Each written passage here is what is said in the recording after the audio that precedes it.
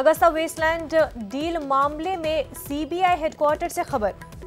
CBI headquarter में काम कर रहे 2 ओहदेदारों को किया गया तलब।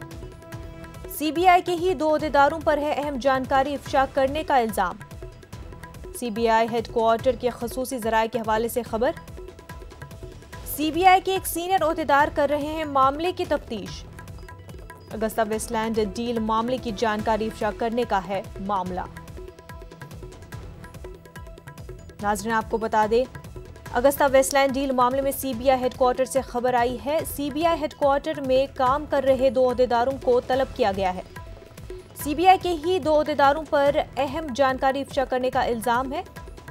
सीबीआई हेडक्वार्टर के खसूसी ज़राए के हवाले से खबर आ रही है। सीबीआई के एक सीनियर ओहदेदार इस मामले की तफ्तीश कर रहे हैं। अगस्ता वेस्टलैंड डील मामले की जानकारी इफ्शा करने का ये पूरा मामला है।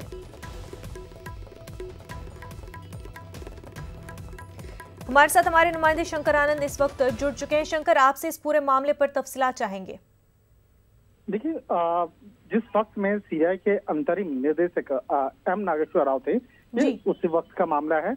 और अगस्ता वेस्टलैंड डील मामले में कई महत्वपूर्ण जो जानकारी है कुछ प्राइवेट पर्संस को लीक किया गया और इस मामले की जानकारी दी गई, जो कि बाद में वो जो जानकारी है कई न्यूज पब्लिकेशन में बकायदा वो पब्लिश भी हुई है। तो यहाँ पर इस मामले में किस तरह से सीबीआई के अधिकारी द्वारा जानबूझकर वो जानकारी को लीक किया गया। इस मामले में सीबीआई के 2 अधिकारी जो हैं वो अभी इस मामले में उनको तलब किया गया, जैसा कि हमारे सोर्स बता रहे हैं। और इस मामले में एक सीनियर पीपी भी हैं जो वकील हैं, वो बकायदा उनको भी इस मामले में तलब किया गया और उनसे बुला करके पूछा गया क्या आप लोगों ने जानकारी लीक की है या इस मामले में आपने उस व्यक्तिगत उस आदमी को दिया है या नहीं दिया है। तो इन तीनों अधिकारियों से बकायदा सीबीआई के अधिकारी मुख्यालय में बकायदा पूछताछ हुई और इस मामले में एक काफी वरिष्ठ जो पुलिस अधिकारी हैं बकायदा उन्होंने इस मामले की इन्वेस्टिगेशन कर रहे हैं कि किस तरह से ये जानकारी लीक की गई, किस तरह से इसका फायदा कहीं पे पहुंचा है या नहीं पहुंचा है। तो इन तमाम मामलों पर पड़ताल में जुट गई है जांच टीम और सीबीआई के अंदर ही एक वरिष्ठ अधिकारी इस मामले की जांच कर रहे हैं। इस मामले में कई महत्वपूर्ण जो फाइल जो है वो उसकी जानकारी लीक की गई। तो एक तरह से कहा जा सकता है कि बड़ा मामला है और खासकर अगस्ता वेस्टलैंड डील मामले में जो जानकारी जिस तरह से बकायदा कुछ विशेष लोगों को लीक की गई, तो आखिर इसका वजह क्या था, क्यों इस मामले में वो जानकारी लीक की गई। तो ये तमाम मामलों की पड़ताल चल रही है और सीबीआई मुख्यालय के अंदर में ही बकायदा इस मामले की पड़ताल चल रही है, इसकी वजह क्या रही है। जी शंकर, और जिन ओहदेदारों के बारे में पता चला है कि उन्होंने लीक की है इन्फॉर्मेशन, क्या उनके खिलाफ कोई कार्रवाई की गई है?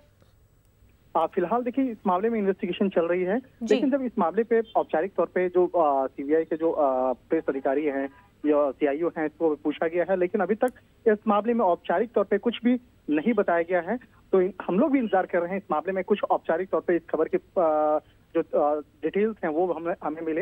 लेकिन इतना स्पष्ट है जैसा कि हमारे सीबीआई के सोर्स बता रहे हैं कि अगस्ता वेस्टलैंड डील मामले में कई इंफॉर्मेशन लीक की गई, कई फाइलों की जानकारियां लीक की गई और इस मामले में 3 लोगों को तलब किया गया, जिसमें कि सीबीआई के 2 अधिकारी हैं और एक वकील हैं। और वकील जो है उसी मार्फत से बकायदा ये तमाम जानकारियों को एक सोची समझी साजिश के तहत एक विशेष समय में इन जानकारियों को लीक किया गया और वो जानकारी जो है सीबीआई मुख्यालय में ही बकायदा इस मामले की तफ्तीश चल रही थी और सीबीआई के अधिकारियों द्वारा उस इंफॉर्मेशन को लीक किया गया। जी शंकर, और क्योंकि अब ये पूरा मामला सामने आ गया है तो इस सब की वजह से सीबीआई की क्रेडिबिलिटी पे क्या कुछ असर पड़ सकता है?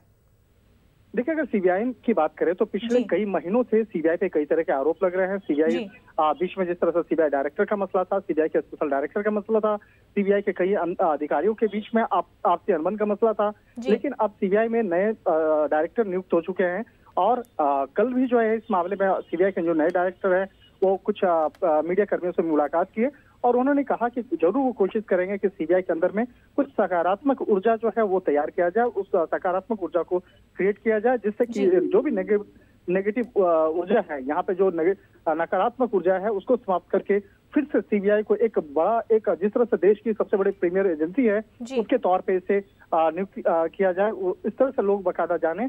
तो एक कोशिश जरूर रही होगी उनकी कि इस मामले में बेहतर करने का, लेकिन जिस तरह से ये मामला निकल के बाहर आ रहा है इंफॉर्मेशन लीक करने का, निश्चित तौर पे इससे वहां के अधिकारियों के बीच में ये चर्चा का माहौल बना हुआ है। जी बिल्कुल शंकर, बहुत बहुत शुक्रिया आपका तफसीलात फराहम करने के लिए।